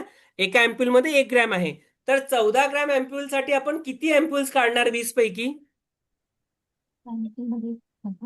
ढवळे हॉस्पिटल, अर्णव हॉस्पिटल, मला सांगा. हं? 14 ना? करेक्ट. तर 20 पैकी आपल्याला किती अँप्यूल्स काढायचे आहे? 14 अँप्यूल. 14 अँप्यूल मध्ये किती आहे? करेक्ट, बरोबर. एका अँप्यूल मध्ये आहे 1 ग्राम, 1 ग्रॅम, आणि आपला लोडिंग डोस आहे 14 ग्राम. तर आपल्याला किती अँप्यूल्स काढावं लागणार आहे? 14 अँप्यूल्स म्हणजे 14 ग्रॅम, 14 ग्रॅम, बरोबर. एका अँप्यूल मध्ये 1 ग्रॅम, तर 14 ग्रॅम मध्ये म्हणजे 14 अँप्यूल्स. आता मला सांगा, हे 14 अँप्यूल्स कशी लावायची? मी एक सांगू सर 4 ग्रॅम लोडिंग डोस आहे त्याचा. हम्म, तर 8 ml 8 ml इंजेक्शन घ्यायचं, हम्म, 12 ml डिस्टिक वॉटर घ्यायचं हम्म. आणि 15 ते 20 मिनिटं स्लोली आय पुश करायचं आणि बरोबर. 5 अँपूल बटर्सला द्यायचं. Correct, very good. तर जसं कोतवाल नर्सिंग होमनी सांगितलं, बाकीचे हॉस्पिटल कृपया लक्ष द्या. हा डोस अतिशय आवश्यक आहे. जरी तुम्ही महिलेला रेफर कराल पुढे, तरी पण लोडिंग डोस लावूनच रेफर करायचा असतो. त्याच्यामुळे लोडिंग डोस माहिती पाहिजे. आता आपण 14 अँप्यूल्स काढले बाहेर 20 पैकी. ठीक आहे ढवळे हॉस्पिटल, आपण 14 अँप्यूल्स काढले किट पैकी. आता 14 पैकी 4 बाजूला ठेवायचे आणि 10 बाजूला ठेवायचे, कारण 4 आपण देणार आहोत IV आणि 10 आपण देणार आहोत IM, इंट्रामस्क्युलर. आता काय असतं ना, हे जे 4 अँप्यूल आहे म्हणजे 4 ग्राम आहे, है ना? हे आपण डायरेक्ट IV लावत नाही, कारण जसं मी तुम्हाला सांगितलं, एका अँप्यूल मध्ये आहे 50% solution, 1 gram solution in 2 ml. तर याला आपण नेहमी 20% बनवतो. आता 20% बनवायसाठी आपण काय करतो, हे जे 4 अँप्यूल्स आहे त्याला 12 ml नॉर्मल सलाईन मध्ये ऍड करतो. किती ml normal saline? 12 ml normal saline किंवा डिस्टिल वॉटर. हे जे 4 अँप्यूल आहे 4 ग्राम, हे 8 ml झालं, है ना? एका अँप्यूल मध्ये 2 ml आहे 1 ग्रॅम, म्हणजे हे 8 ml झालं. आपण 12 ml नॉर्मल सलाईन घेतलं, किती झालं? 8 + 12 ml 20 ml. हे झालं 20 ml सोल्युशन, आणि हे आपण देतो 10 ते 15 मिनिटांमध्ये स्लो IV. कळालं? तर IV नेहमी डायल्यूट करून द्यायचं आहे, डायरेक्ट नाही, कारण आपल्याकडे जे सोल्युशन आहे ते फार कॉन्सन्ट्रेटेड आहे 50%, आणि IV आपण देतो नेहमी 20%. त्याच्यामुळे ते 8 ml 12 ml सोबत ऍड करून 20 ml करूनच आपल्याला द्यायचं आहे. फक्त इंट्रामस्क्युलर जे आहे, इंट्रामस्क्युलर आपण डायरेक्ट लावू शकतो. इंट्रामस्क्युलरला आपल्याला वाट बघायची गरज नाही. 5-5 अँप्यूल म्हणजे 5-5 ग्राम म्हणजे 10-10 ml दोन्ही बटक्सवर डीप इंट्रामस्क्युलर आपण लावतो with 1 ml Xylocaine, with 1 ml Lox. कारण आपण डीप लावतोय, त्याच्यामुळे तिथे रेडनेस होऊ शकतं, गाठ येऊ शकते, पेन होऊ शकतं. म्हणून आपण त्या सिरिंजमध्ये, फॉर एक्झाम्पल ही सिरिंज आहे तुमची, तुम्ही 5 ग्राम लोड केले मॅक्सल म्हणजे 10 ml झालं, 5 ग्राम म्हणजे, है ना? शेवटी त्या सिरिंज मध्ये जी जागा आहे 1 ml लॉक्स घ्यायचं, म्हणजे इंजेक्ट करताना आधी तुम्ही काय द्याल? लॉक्स. ती जागा थोडी बधीर होईल आणि मग तुम्ही मॅक्सल्प इंजेक्ट कराल डीप. कळालं? Dhawale hospital, doctor Deshmukh nursing home, Arnam hospital. परत रिपीट करा. रिपीट करतो. तर सांगितलं 14 ग्राम हा लोडिंग डोज आहे, 14 ग्रॅम, है ना? 14 ग्राम म्हणजे 14 अँप्यूल इज द लोडिंग डोज. या 14 अँप्यूल्सला आपण 4 अँप्यूल IV लावतो, 10 अँप्यूल IM लावतो. ठीक आहे. आता जे 4 अँप्यूल आपण IV लावणार आहोत 4 ग्राम, 4 अँप्यूल म्हणजे 4 ग्राम, त्याच्यासोबत 12 ml नॉर्मल सलाईन ऍड करायची आहे. 12 ml नॉर्मल सलाईन किंवा डिस्टिल वॉटर. ते टोटल होतं 20 ml है ना. 4 अँप्यूल म्हणजे 8 ml plus 12 ml normal saline, total किती 20 ml. हे 10 मिनिटात स्लो IV. वाचले 10 अँप्यूल, तर हे 5 अँप्यूल एका बटक्सवर डीप IM म्हणजे 5 ग्राम, दुसरे 5 अँप्यूल म्हणजे 5 ग्राम दुसऱ्या बटक्सवर डीप इंट्रामस्क्युलर, असा टोटल 14 ग्रामचा लोडिंग डोस आहे. आता क्लिअर झालं का सिस्टर? क्लिअर झालं? आता क्लिअर आहे सर. हो. क्लिअर हो आहे? सर. ओके, मी परत एकदा रिपीट करतो, परत सिम्प्लिफाय करायला. एकदा मी तुम्हाला फोटो दाखवतो याचा, या फोटोवरनं मे बी तुम्हाला जास्त क्लिअर होईल. बघा, हा फोटो बघा, कुठे गेला? दिसतेय तुम्हाला फोटो इथे? अँप्यूलचा फोटो दिसतंय. हे 4 अँप्यूल घेतले है ना, मॅक्सलचे म्हणजे 8 ml, त्याच्यामध्ये 12 ml नॉर्मल सलाईन, आणि हे देतो आपण 10 मिनिटामध्ये स्लो IV. कळालं है ना. आणि वाचले आपले 5 अँप्यूल, मग 10 अँप्यूल वाचले ना, मग 5 अँप्यूल प्लस झायलोकेन एका बटक्सवर, मग दुसरे 5 अँप्यूल प्लस झायलोकेन दुसऱ्या बटक्सवर, असा 5-5 2 बटक्सवर IM, 4 IV. आता कळालं? सर झायलोकन मिक्स करायचं त्याच्यामध्ये की आधी झायलोकन देऊन नाही मग नाही नाही, मॅक्सल त्याच्यामध्ये द्यायचा? वेगळी सिरिंज घ्यायची गरज नाही. त्याच सिरिंजमध्ये शेवटी जी जागा असते त्याच्यामध्ये फक्त 1 ml घ्यायचं आहे. ठीक आहे, 1 ml. 1 ml. आपण झायलोकेन का घेतोय? झायलोकेनमुळे महिलेला कन्व्हल्जन्स थांबणार नाहीये, फक्त पेन कमी होणार आहे. आपण कारण डीप इन देतो. ठीक आहे. आता एखाद्या वेळेस तुमच्याकडे झायलोकेन दिसत नाही तर धावायचं नाही, झायलोकेन कुठे, झायलोकेन कुठे आहे ना, झायलोकेन 2% द्यायचं. आहे ना सर? 2% सर झायलोकेन 2%? झायलोकेन 2% 1 ml. ठीक आहे. ओके. हे झाला तुमचा लोडिंग डोस कम्प्लीट. आता जर तुम्हाला महिलेला रेफर जरी करायचा आहे, एवढा डोस द्यायचा 14 ग्रॅम, पेपरवर लिहायचं की 14 ग्राम तुम्ही दिला आहे, आणि मग रेफर करायचं. ठीक आहे, डायरेक्ट रेफर करायचं नाही. आता काय, आता मला सांगा, तुम्ही फॉर एक्झाम्पल 4 वाजता आता तुम्ही लोडिंग डोस दिला है ना, 14 ग्राम. आता महिला तुमच्याकडे 4 वाजता आली होती, तिला सिव्हिअर हेडॅक होता, डोळ्यासमोर अंधारी होती, तर आपण 4 ग्राम 12 ml NS सोबत IV दिलं, आणि 5-5 ग्राम दोन्ही बटक्सवर IM दिलं. आता 5 वाजले, परत तिला कन्व्हल्जन्स आल्या, मग काय करणार? आता लोडिंग डोस परत देणार आहे का? 14 ग्राम तर आपण ऑलरेडी दिला, मग आता काय करणार? 5 वाजता तिला परत कन्व्हल्जन्स आले आहे, मग काय करणार या कंडिशन मध्ये? काय करणार? मॅक्सल आपण IM देणार 5 अँप्यूल. नाही, पण हे आता मला सांगा, मॅक्सल जे तुम्ही 5 अँप्यूल देणार आहे तो मेंटेनन्स डोस आहे, कारण मॅक्सल हे एक्सट्रीट होतं युरिनद्वारे, बरोबर? तर आपण ते लावणार, पण आता तिला लगेच झटके आले ना 15-20 मिनिटात किंवा अर्ध्या तासात. डोस कमी करून परत लावणार सर. नाही, तर काय करायचं या कंडिशन मध्ये? आपण जो IV डोस दिलेला आहे ना, 4 gram plus 12 ml normal saline है ना, त्याचा अर्धा म्हणजे 2 ग्राम म्हणजे 2 ampoule plus 6 ml normal saline म्हणजे 10 ml, ते पण 20% सोल्युशन होतं. ते आपण गरज लागल्यास वापरू शकतो. कळालं सगळ्यांना काय बोललो मी? याला बोलतात ऍडिशनल डोस किंवा बोलस डोस. लगेच आपण मेंटेनन्स डोस सुरू करत नाही सिस्टर. मेंटेनन्स डोस नेहमी हा 4 तासानंतर सुरू केला जातो है ना. मेंटेनन्स डोस किती तासानंतर सुरू होतो मॅक्सलचा? आयडियली आफ्टर 4 आवर. ठीक आहे. आता 4 वाजता जर तुम्ही लोडिंग डोस दिला, मेंटेनन्स डोस किती वाजता द्याल? 8 वाजता है ना. पण तिला मध्येच 5 वाजता कन्व्हर्जन झालं एका तासानंतर, तर आपण काय करू शकतो? 2 ग्रॅम म्हणजे 2 अँप्यूल्स ऑफ मॅक्सल प्लस 6 ml नॉर्मल सलाईन, म्हणजे आपण आयडियली जो IV दिलेला आहे सुरुवातीला 4 gram plus 12 ml normal saline, त्याचा half 2 ampoule plus 6 ml normal saline म्हणजे 10 ml, which is again 20% solution, आणि ते आपण 10 मिनिटात स्लो IV गरज असल्यास देऊ शकतो. कळालं? हे कळालं सगळ्यांना? सर. कळालं? हा Yes, आहे sir. ऍडिशनल डोस, हा गरज असेल तरच द्यायचा आहे. आणि आपण जर महिलेला कन्व्हल्जन्स आहे तर मॅक्सल्पला कंटिन्यू करतो, मेंटेन करतो, आणि त्याच्यासाठी आपण देतो मेंटेनन्स डोस. तर मेंटेनन्स डोस कसा दिला जातो? प्रत्येकी 4 तासाला, एव्हरी 4 आवरली. म्हणजे जर तुम्ही 4 वाजता लोडिंग डोस दिला आहे तर त्याच्या पुढच्या 4 तासाला म्हणजे 8 वाजता, मग 12 वाजता, मग सकाळी 4 वाजता, असं प्रत्येकी 4 तासाला 5-5 ग्राम. IM आपण नेहमी 5 ग्रामच देतो, डायल्यूट करत नाही. प्लस 1 ml लॉक्स 2%, आणि ते आपण देतो अल्टरनेट बटक्सवर. आता मेंटेनन्स डोस कसा दिला जातो? अल्टरनेट बटक्सवर. फॉर एक्झाम्पल 8 वाजता तुम्ही डाव्या बटक्सवर दिले 5 ग्राम है ना, मग 12 वाजता राईट बटक्सवर 5 ग्राम, मग सकाळी 4 वाजता लेफ्ट बटक्सवर 5 ग्राम विथ लॉक्स, मग सकाळी 8 वाजता राईटवर 5 ग्राम. कळालं का सगळ्यांना हे मेंटेनन्स हो. डोस? तर मेंटेनन्स डोस हा लोडिंग डोसच्या प्रत्येकी 4 तासाला, एव्हरी 4 आवरली 5-5 ग्राम म्हणजे 5-5 अँप्यूल प्लस लॉक्स, कारण आयम देतोय तर डायल्यूट करायची गरज नाही, पण लॉक्स मात्र ऍड करायचं आणि ते अल्टरनेट द्यायचं आहे. बोलस सारखं दोन्ही बटक्सवर एका वेळेस नाही, अल्टरनेट. ठीक आहे, राईट लेफ्ट असं 24 अवर्स हे कंटिन्यू होतं. So this is maintenance dose of मॅक्सल. कळालं सगळ्यांना हे तिन्ही डोजेस? तर लोडिंग डोज आहे 14 ग्रॅम, 14 ग्रॅम, 4 ग्राम IV, 10 ग्राम आयम. ऍडिशनल डोज आहे 2 ग्रॅम प्लस 2 6 ग्राम. ml NS. आणि मेंटेनन्स डोज आहे प्रत्येकी 4 तासाला 5 gram with locks, alternate buttocks. दोन्ही बटक नाही, नेहमी मेंटेनन्स बोलताना अल्टरनेट शब्द यायला पाहिजे, कारण आपण अल्टरनेट बटक्सवर देतो. करेक्ट कोतवाल नर्सिंग होम है ना? आणि लोडिंग देताना आपण बोथ बटक्स बोलतो, कारण दोन्ही बटक्सवर देतो एका वेळेस. ओके, आता हे तुम्हाला कळालं. याला बोलतात प्रिचार्ट रेजिमेन. हा जो रेजिमेन शिकतोय याच्यामध्ये वेगवेगळे रेजिमेन आहे. बऱ्याच ठिकाणी झुस्पान रेजिमेन सुद्धा वापरलं जातं. IV इन्फ्युजन नुसार 1 ग्रॅम पर अवरनी IV सुरू करतात. ठीक आहे, मॅक्सल. लोडिंग डोज तसाच येतात 14 ग्राम, पण मेंटेनन्स डोज मात्र 1 ग्रॅम पर अवर असं IV इन्फ्युजननी स्टार्ट करतात. That is Zuspan regimen.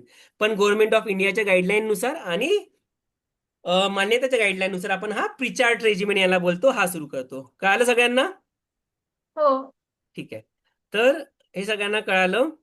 आता आहे आपलं नर्सिंग केअर. तर हे आपल्याला कळालं. नर्सिंग केअर मध्ये काय काय कराल तुम्हाला असं वाटतं, सांगा. तुम्हाला काय काय वाटतं की नर्सिंग केअर मध्ये तुम्ही ऍज अ नर्स काय काय करायला पाहिजे? व्हायटल्स मॉनिटरिंग, Vitals मॅक्सल monitoring केल्याच्या करतो. नंतर परत? व्हायटल्स मॉनिटरिंग करायला हम्म. पाहिजे, आउटपुट चेक करायला पाहिजे, हम्म, युरिन आउटपुट. नाही, हा, ठीक आहे, ओके. परत ऍज अ नर्स तुम्ही आता तुमच्याकडे महिला आलेली आहे, तर तुम्ही काय काय कराल? वाईट होऊ नये म्हणून एअरवे घालायला शिकवतात. हं? करेक्ट, बरोबर सांगत आहे, बरोबर सांगत आहे तुम्ही. Airway management, correct. परत परत During रेट वगैरे बघायचे. त्यांचे व्हायटल्स आधी घेऊ सर. व्हायटल्स बघायचे, एअरवेज बघायचे. आता बघा, ओव्हरऑल 5 ते 6 गोष्टी तुम्हाला ऍज अ नर्सिंग स्टाफ करायला पाहिजे. काय काय आहे बघा ऍज अ नर्सिंग स्टाफ तुमचं काम? एकतर ऑक्सिजन लावायचं. ऑक्सिजन, कारण युजली जेव्हा महिलेला कन्व्हल्जन्स येतात तेव्हा सॅच्युरेशन फॉल होऊ शकतं, है ना, सॅच्युरेशन ड्रॉप होऊ शकतो. आणि अशा कंडिशन मध्ये महिलेला ऑक्सिजन लावणे अपेक्षित आहे. दुसरं, महिलेला नेहमी काय येतात, सिक्रिशन्स असू शकतात, फ्लोटिंग असू शकते, त्याच्यामुळे सक्शन इम्पॉर्टंट आहे. कारण जर तुम्ही सक्शन नाही केलं तर काय होईल, महिला ऍस्पिरेट करू शकते, है ना, महिलेला श्वास घ्यायला त्रास होऊ शकतो, रेस्पिरेटरी डिस्ट्रेस होऊ शकते, म्हणून महिलेला सक्शनिंग करणं आवश्यक आहे. आणि दुसरी गोष्ट म्हणजे टंग बाईट, जीभ चांगली जाऊ शकतो, है ना, टंग बाईट होऊ शकतो, म्हणून नेहमी एअरवेज टाकायला पाहिजे, जेणेकरून महिलेची दातकडी लागणार नाही आणि टंग बाईट होणार नाही. कळालं? तर या 2-3 गोष्टी लक्षात ठेवा. ऑक्सिजन जर सॅच्युरेशन ड्रॉप होत आहे, काहीतरी हार्ड वस्तू, एअरवेज आहे तुमच्याकडे तर ठीक आहे, नसेल तर काहीतरी हार्ड क्लोथ किंवा काहीतरी हार्ड गोष्ट तुम्हाला ओरल कॅव्हिटीमध्ये ठेवायची आहे, जेणेकरून कॅव्हिटी ओपन राहील. आणि सक्शनिंगची गरज असेल तर सक्शन करायचं आहे. कुठल्या पोझिशन मध्ये महिलेला द्यायचं, लेटवायचं? Left lateral. तर जसं आपण PPH मध्ये बोलतो की हेड लो, ब्लड प्रेशर हे हार्टकडे डायव्हर्ट करा, तसंच इक्लेम्शियामध्ये आपण नेहमी बोलतो महिलेला लेफ्ट लॅटरल पोझिशन मध्ये ठेवा. कारण जर महिला सरळ आहे तर त्याच्यामुळे काय होतं, बाळाला होणारा जो ब्लड सप्लाय आहे तो बऱ्याचदा इंटरप्ट होतो. ठीक आहे, त्याच्यामुळे आपण जर महिलेला लेफ्ट लॅटरल पोझिशनवर ठेवलं, एकतर सिक्रिशन्स बाहेर येतील, है ना, एअरवेज ऑब्स्ट्रक्शन होणार नाही, आणि बाळाला जो फ्लो होत आहे तो पण इंटरप्ट होणार नाही. बाळाला किंवा गर्भाशयाला होणारा जो ब्लड सप्लाय आहे तो पण कंटिन्यू असेल. त्याच्यामुळे महिलेला आपण नेहमी लेफ्ट लॅटरल कडेवर लेटवतो. त्याच्यानंतर कॅथेटराइज करणे आवश्यक आहे, है ना, आणि व्हायटल्स मॉनिटरिंग हे आपलं एवढी गोष्टी करायला पाहिजे. क्लिअर आहे सगळ्यांना हे? आणि सगळ्यात इम्पॉर्टंट आहे महिलेला सेफ ठिकाणी शिफ्ट करणे. ठीक आहे, सेफ ठिकाणी शिफ्ट करणं म्हणजे काय? अशा ठिकाणी शिफ्ट करणे जिथे महिला पडणार नाही ड्युरिंग कन्व्हल्जन्स, है ना. तर कन्व्हल्जन्स जर महिलेला येत असेल तर काहीतरी बेड रेलिंग्स लावायला पाहिजे किंवा काहीतरी उंच गोष्टी लावायला पाहिजे दोन्ही बाजूनी, जेणेकरून महिला फॉल होणार नाही किंवा महिलेला ट्रॉमा होणार नाही. ठीक आहे, तर महिलेला सेफ ठिकाणी शिफ्ट करणे आणि बाकीचे जे इंटरव्हेन्शन्स आहे, इंजेक्शन लावणे, ते आपल्याला करायचं आहे.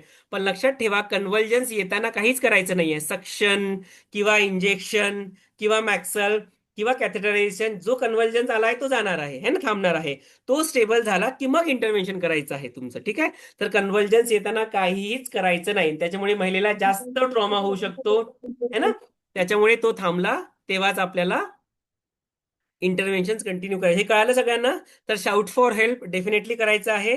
लेफ्ट लॅटरल पोझिशन द्यायची आहे. सक्शनिंग आवश्यक आहे. ऑक्सिजन आवश्यक आहे. एअरवेज टाकणे आवश्यक आहे. कॅथेटरायझेशन आवश्यक आहे.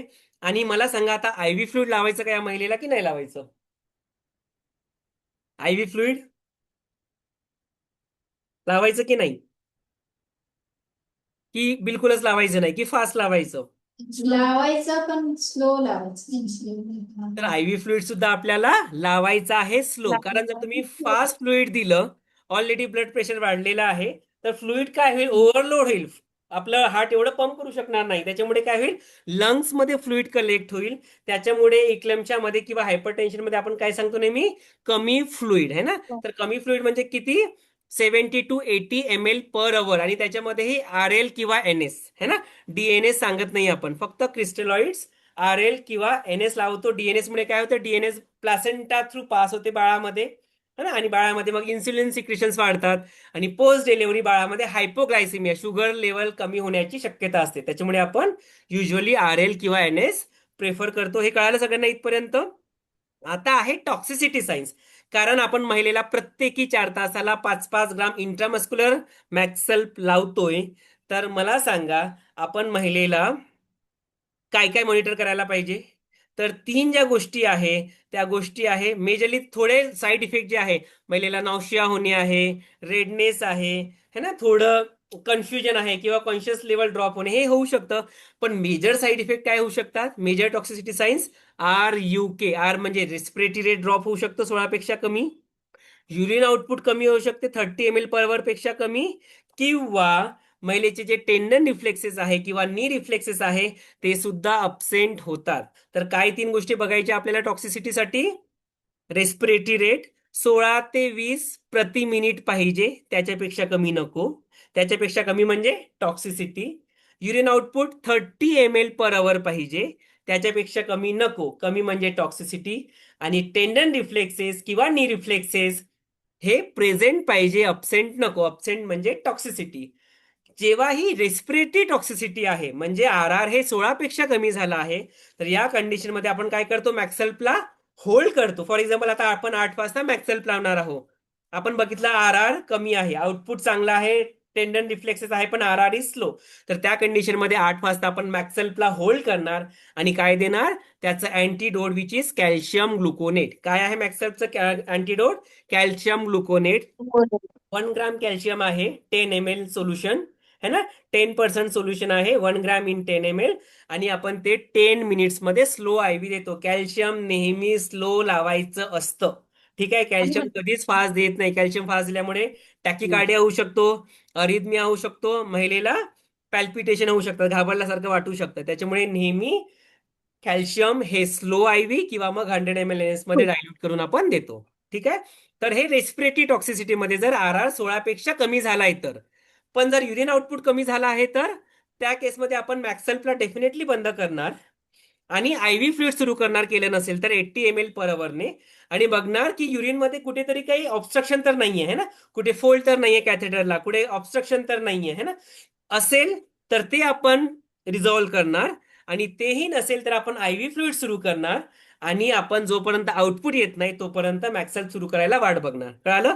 पण कॅल्शियम ग्लुकोनेट लावायची गरज नाही आउटपुट टॉक्सिसिटी मध्ये.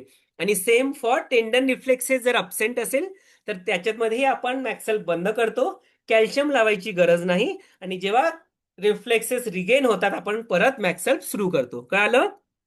तर फक्त रेस्पिरेटरी टॉक्सिसिटी मध्ये कॅल्शियम ग्लुकोनेट 10 ml 10 मिनिट्स मध्ये स्लो लावायचा आहे. 10 ml 10 मिनिट्स 10% सोल्युशन 1 ग्रॅम. कळालं सगळ्यांना. ठीक आहे. तर काय आहे टॉक्सिसिटीची signs 3. RUK. R for respiratory rate 16 पेक्षा कमी नको. U for urine output 30 ml पेक्षा कमी नको. आणि K म्हणजे नी रिफ्लेक्सेस हे अब्सेंट नको. आणि RR जर कमी असेल तर अँटीडोट कॅल्शियम ग्लुकोनेट दिला जातो. ठीक आहे. जसं मी सांगितलं फार जास्त लॅसिक्स लावायची गरज नाही है ना. थोडाफार ऑलिगोयुरिया महिलेला असू शकतो, त्याच्यामुळे लगेचच आपण लॅसिक्स किंवा डायमॉक्स देत नाही महिलेला. ठीक आहे, वाट बघतो, आउटपुट मेजर करतो, फ्लुइड सुरू करतो, मगच आपण देतो. जर आपल्याला वाटतं की फ्लुइड जास्त झालाय आणि आउटपुट नाहीये, ठीक आहे, तर फार जास्त लॅसिक्स इज नॉट रेकमेंडेड. ठीक आहे, आता येतं हे आपण सगळं बघितलं. फ्लुइडचं मी तुम्हाला सांगितलं काय लावायचं आहे, RL किंवा NS 80 ml पर अवरनी द्यायचं आहे. फार जास्त फ्लुइड द्यायचं नाही, त्याच्यामुळे पल्मनरी एडिमा होऊ शकतो, फ्लुइड ओव्हरलोड होऊ शकतो आणि कॉम्प्लिकेशन होऊ शकतात. आणि असेल तरच आपल्याला डायमॉक्स किंवा लॅसिक्सचा वापर करायचा फ्लुझिमाइडचा. ठीक आहे, तर हे झालं तुमचं फ्लुइड मॅनेजमेंट.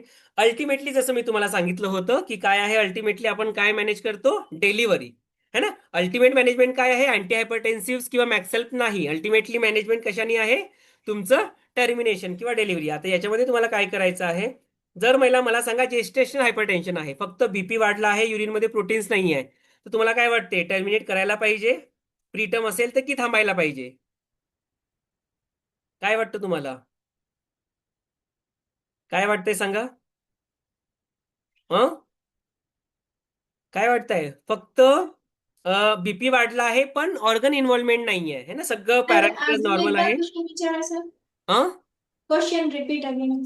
आता जर मला सांगा महिलेचं बीपी वाढला आहे 140-90च्या वर, पण युरिनमध्ये प्रोटीन्स नाहीये, बाकी सगळे लॅब पॅरामीटर्स नॉर्मल आहे, काही डेंजर साईन्स नाहीये, तर महिलेला डिलिव्हरी करायला पाहिजे आपण लगेच की थांबायला पाहिजे टर्म होईपर्यंत, फुल टर्म होईपर्यंत. थांबायला पाहिजे, कारण महिलेला काही कॉम्प्लिकेशन आहे ना, फक्त बीपी वाढलाय, तर आपण अँटी हायपरटेन्सिव्ह देऊन वाट बघायला पाहिजे, लॅबेटोलॉल, निफिडिपिन किंवा मिथाइल डेपा देऊन. पण जर महिला ऑलरेडी 36 वीक्स क्रॉस झालेली आहे, 37 वीक्स आहे, तसंही तुम्ही तिला डिलिव्हर करू शकता, बरोबर, कारण ऑलरेडी बाळ मॅच्युअर आहे डिलिव्हरी व्हायला. Pre eclampsia correct. जर प्रीटम आहे तर वाट बघा, फुल टर्म आहे तर वाट बघायची गरज नाही, कारण बाळ ऑलरेडी मॅच्युअर आहे है ना, तुम्ही डिलिव्हरी करू शकता. प्री इक्लेम्शिया आहे म्हणजे बीपी वाढला आहे, युरिनमध्ये प्रोटीन्स आहे, पण डेंजर साईन्स वगैरे काही नाही, लॅब पॅरामीटर सगळं नॉर्मल आहे, तर अशा कंडिशन मध्ये पण सेम, कारण महिलेचं बीपी हे 160-110 पेक्षा कमी आहे है ना, काही डेंजर साईन्स नाही आहे, FHR नॉर्मल आहे, तर अशा कंडिशन मध्ये सुद्धा आपण प्रीटम असेल तर मॉनिटर करायला पाहिजे, मॅनेजमेंट करायला पाहिजे. आणि जर टर्म आहे 37 वीक्स झाले आहे तर तिला डिलिव्हर करायला पाहिजे, बरोबर. आता सिव्हिअर प्रीक्लम्शिया म्हणजे फार जास्त सिव्हिअर हायपरटेन्शन आहे, किंवा महिलेमध्ये डेंजर साईन्स आहे, किंवा लॅब पॅरामीटर ॲबनॉर्मल आहे, किंवा ऑर्गन इन्व्हॉल्वमेंट आहे, तर अशा कंडिशनमध्ये आपण जास्त वाट बघत नाही, कारण महिलेला कधीही सीझर्स येऊ शकतात आणि प्रीटर्म डिलिव्हरी होऊन किंवा बाळाला डिस्ट्रेस होऊ शकतो. ठीक आहे, त्याच्यामुळे प्रीटर्म असेल म्हणजे 24च्या आधी असेल तरी आपण डिलिव्हर करतो, 24 ते 34 असेल तर आपण या पिरियडमध्ये कॉर्टिकोस्टेरॉइड देतो, माहिती आहे सगळ्यांना है ना, डेक्झामिथाझोन देतो 24 ते 34 मध्ये, किंवा बेटनेझोल देतो लंग्स मॅच्युरिटीसाठी, आणि मग तिला डिलिव्हरी करतो. आणि जर ती ऑलरेडी टर्म आहे, 37 वीक्स क्रॉस झाले आहे, तर आपण तिला तसंच नॉर्मली डिलिव्हर करू शकतो. आणि इक्लम्शिया आहे म्हणजे महिलेला ऑलरेडी फिट्स आल्या आहे, तर कुठल्याही कंडिशनमध्ये महिलेची 12 तासामध्ये डिलिव्हरी होता कामा नये. ठीक आहे, कारण महिलेला जर फिट्स आहे तर बाळ कधीही प्रीटर्म डिलिव्हर होऊ शकतो आणि बाळाला रेस्पिरेटरी डिस्ट्रेस होऊन मॉर्टॅलिटी होऊ शकते. कळालं सगळ्यांना हा चार्ट, ठीक आहे. तर सांगण्याचं तात्पर्य आहे, जेस्टेशनल हायपरटेन्शन आहे, प्री आहे, प्रीटर्म असेल तर वाट बघा, फुल टर्म असेल तर मॅनेजमेंट करा, डिलिव्हर करा. सिव्हिअर प्रीक्लेम्पचे आहे तर डिलिव्हरी करायचंच आहे, आणि इक्लम्शिया असेल तरी आपल्याला डिलिव्हरी करावी लागणार आहे. ठीक आहे, कारण सिव्हिअर प्रीक्लम्शिया आणि इक्लम्शिया हे अल्टिमेटली कॉम्प्लिकेशन्स आहेत मदरसाठी आणि बाळासाठी. ठीक आहे, आता हे सगळ्यांना माहिती आहे. आपण महिलेला होऊ नये इक्लेम्शिया म्हणून काय द्यायला पाहिजे, कॅल्शियम देतो का महिलेला, कॅल्शियम देतो का, नाही. महिलेला कॅल्शियम देतो की नाही प्रेग्नन्सीमध्ये, आयरन फोलिक ऍसिड सोबत कॅल्शियम सप्लिमेंटेशन देतो की नाही है ना. तर कॅल्शियम कमी असेल तर महिलेमध्ये ऑब्विसली कन्व्हर्जन्सी रिस्क जास्त आहे, तर प्रोफिलॅक्टिक म्हणून आपण देतो कॅल्शियम सप्लिमेंटेशन. ठीक आहे, आणि आपण डिलिव्हरीच्या 6 मंथ्स पर्यंत हा कंटिन्यू करतो, 2 टॅबलेट्स देतो, त्याच्यामध्ये 50 mg एलिमेंटल कॅल्शियम आणि विटॅमिन D दोन्ही असते. ऍस्पिरिन देतो का बरं आपण, ऍस्पिरिन देतात का महिलेला, जर महिला हाय रिस्क आहे, एल्डरली प्रेग्नन्सी आहे, तिला हिस्ट्री आहे, तर अशा केसेसमध्ये ऍस्पिरिन दिली जाते का? हो देतात तर सर. 75 देतात. ते 150 mg देतात. ऍस्पिरिन. जर महिला देतात. हाय रिस्क आहे ना, तर हाय रिस्क महिलांमध्ये 75 ते 150 mg ऍस्पिरिन दिवसाला एकदा आपण देतो है ना. आणि सुरुवातीला सुरू करतो 16 वीकच्या आधी, आणि 36 वीक्स होईपर्यंत आपण ऍस्पिरिन ही रात्री एकदा कंटिन्यू करतो. तर ऍस्पिरिनने सुद्धा आपण हायपरटेन्सिव्ह डिसऑर्डर्सला प्रिव्हेंट करू शकतो. कळालं सगळ्यांना इथपर्यंत? कळालं? तर आपण आज काय काय बघितलं? क्लासिफिकेशन पहिले तर preeclampsia, severe preeclampsia, eclampsia, anti hypertensive, labetalol, nifedipine, methyl dopa, त्याच्यानंतर मॅक्सेल्पचा लोडिंग डोस, मेंटेनन्स डोस आणि ऍडिशनल डोस, बोलस डोस आपण जो बोललो. त्यानंतर टॉक्सिसिटीचे सायन्स है ना, respiratory rate, urine output, knee reflex आणि अँटीडोट, कॅल्शियम ग्लुकोनेट. नर्सिंग ऑफिसरचा रोल काय आहे, आणि अल्टिमेटली टर्मिनेशन किंवा डिलिव्हरी. ठीक आहे. तर अशा 5 ते 6 गोष्टी तुम्हाला या टॉपिक्स मध्ये माहीत असणे आवश्यक आहे. आता इम्पॉर्टंट आहे, इक्लेम्शियाची किट मी तुम्हाला आज सगळ्यांना पाठवली आहे ग्रुपवर है ना. तर ती किट सगळ्यांना बनवून ग्रुपवर पाठवायची आहे. सॉरी, मी लेट झालो पाठवायला. ज्यांनी बनवलेली आहे त्यांनी फोटो पाठवा, ज्यांनी नाही बनवलेली आहे त्यांना बनवून फोटो पाठवायचे आहे. कळालं सगळ्यांना? हो. हा. आणि मला सांगा, कॉन्डम टॅम्पोनेटचे व्हिडिओ, आता आधी तर मला अटेंडन्स घेऊ द्या, मी सगळ्यांना विचारेलच एकदा. आधी तर मला कॉन्डम हे द्या, अटेंडन्स द्या, देन वी विल मूव. हा. Aditya nursing home, Aditya nursing home, Aditya nursing home नाहीये. Hridaysparsh hospital, yes sir. पुढच्या क्लासला तुमचा बाकीचा स्टाफ पण लागेल. Hridaysparsh hospital, Arnam hospital, Arnam hospital, Arnam hospital आहे पण बोलत नाही. Anand nursing home Nashik, okay. Maher hospital Sangli, yes sir. Maher hospital, Anand hospital बोललो येस सर की माहेर हॉस्पिटल बोललो yes sir? Anand nursing home, Anand hospital, okay ठीक आहे. Bagul nursing home Nashik, Bagul hospital Nashik नाहीये. Okay. Doctor Deshmukh hospital Barshi आहे. Kamala nursing home Mahajan hospital Wardha, yes. Shri Guruji रुग्णालय नाशिक, सिद्धिविनायक हॉस्पिटल भंडारा मनोज आगलावे सरांकडनं नाहीये. Khachane hospital, yes sir. Okay. Kotwal nursing home, Kotwal nursing home आहे. Yes sir, Kasar hospital Nashik, Kasar hospital Nashik yes sir. Yes sir, आहे. Kasar hospital, yes sir, okay. कळालं सगळं? कळाला तुम्हाला आजचा topic? Okay. Vardhan hospital, Krishnai nursing home yes sir, आहे. रुखमाई हॉस्पिटल नंदुरबार आहे का? रुखमाई हॉस्पिटल नंदुरबार वरनं कुणी आहे? नाही. Abhyuday maternity home Mumbai, Abhyuday hospital, Abhyuday hospital नाहीये. कासलीवाल हॉस्पिटल नाहीये. कासलीवाल हॉस्पिटल आहे, ओके. ढवळे हॉस्पिटल आहे.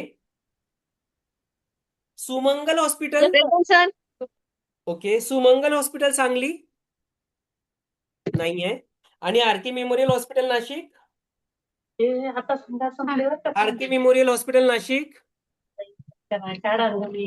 नाहीये. हा. आता मला सांगा, कॉन्डम टेम्पोनेटचा व्हिडिओ किती लोकांनी बनवला? फक्त 6 जणांनी बनवला का? बाकीच्या लोकांनी व्हिडिओ का बनवून पाठवला नाही मला सांगा? सर आम्ही बनवलं पण. हा. मी वाचतोय कोणी बनवला, मी वाचतोय कोणी बनवला, आणि बाकीच्यांनी मला सांगा की का नाही बनवला. ठीक आहे. I am just reading. मावशी सर बागुल नर्सिंग होम. हा. कोणी बनवला मी ते बघतोय. तर आज आला खासने हॉस्पिटल, ठीक आहे, good. त्याच्यानंतर बागुल नर्सिंग होम तुमचा आला आहे. त्यानंतर डॉक्टर महाजन हॉस्पिटल तुमचा आला आहे. Then I can see RK memorial hospital तुमचा आला आहे. त्यानंतर आरके मेमोरियल हॉस्पिटल तुम्ही आहात की नाही? हा, त्यानंतर डॉक्टर देशमुख हॉस्पिटल बार्शी आला आहे, आनंद नर्सिंग होम नाशिक आला आहे, वरदान हॉस्पिटल आहे, अर्णव हॉस्पिटल आहे आणि बस.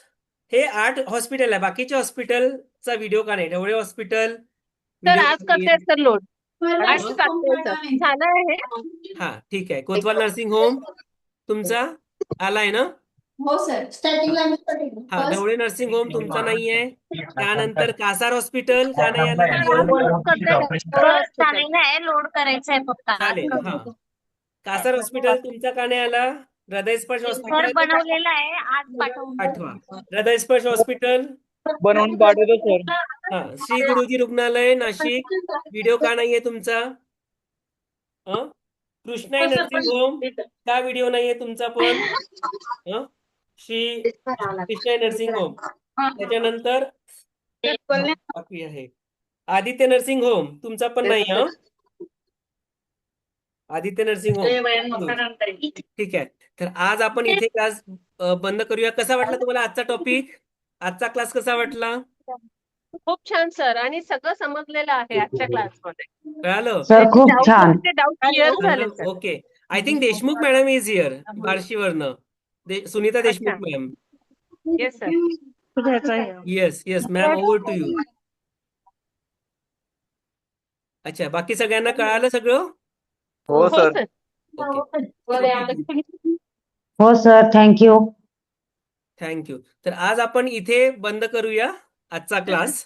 तर होमवर्क आहे इक्लेमचे किट बनवून पाठवणे आणि चेकलिस्ट नुसार पाठवणे. पाठवायचे म्हणजे फक्त पाठवू नका, है ना? चेकलिस्ट नुसार बनवून लेबल करून पाठवायची आहे.